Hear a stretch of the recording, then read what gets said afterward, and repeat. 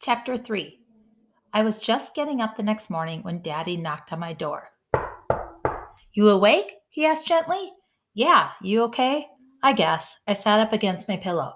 I'm sorry, Isabella. I'm so very sorry that the problems between me and your mom get all mixed up into your life. Mom was crying, I told him. I'm not sure if I was accusing him or wanting an explanation. Probably both. I know. I guess all I can tell you is how sorry I am, was all he said. I'm sorry I spilled the Kool Aid. I made a mess. And I know sometimes I forget to wash the dishes. No, no, no, he said quickly. You've done nothing wrong, not one thing, and it was our fault, not yours. We were being ugly to each other, and you shouldn't have had to hear it. I'm so sorry. None of this is about a drink that has too much sugar in it. He gave me a little hug and a smile. The Kool Aid was just the thing we disagreed about at this time. It could have been the carpet, the toothpaste, even the weather. We just can't seem to agree about anything anymore. Yeah, I've noticed, I said in sort of a mumble. It's kind of hard not to. Daddy traced my nose with his finger. We argue about lots of stuff, but never about you, Isabella. That we both agree on. We both absolutely adore you. You understand that, right? It was clear he wanted me to say yes, so I nodded. Your mom is upset with me, Izzy, not you. Daddy went on. Weird. Daddy hardly ever called me that. It was Mom's nickname for me. He liked the sound of Isabella. When he said it out loud, he'd always say, None of this is your fault. So why are you two always yelling and mad at each other? He nodded like I'd asked a smart question. He nodded for so long I wondered if he'd forgotten what I actually asked. Then he said, Because we've kind of ended up growing in different directions. I pressed my lips together hard. This didn't sound like a good thing. So I told him, But you're grown ups. You're already done growing. I'm so sorry, he said again. It made me kind of itchy, listening to my daddy keep apologizing to me. Somehow that just didn't feel right either. Then he started sniffling.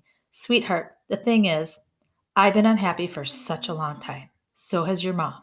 The frustrations just piled up. It's just not working anymore. Daddy was blinking hard. What wasn't working? Our family? Because of frustrations? He said. I gulped. I'd caused lots of frustrations.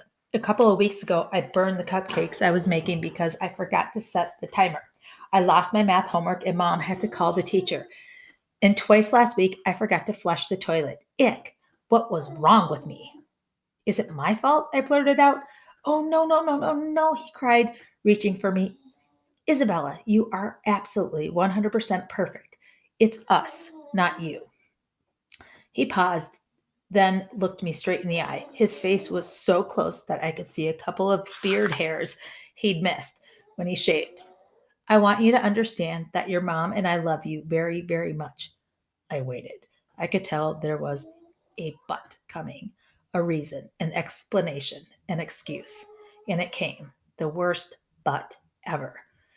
But we have decided that it would be better if I went to live in another house so that we can stop all this fighting. I shook his hand from my shoulder. You're moving out? I couldn't even make my mouth say the words. To to where? He looked down, traced the pattern of my bedspread with his finger. Then he said something even worse.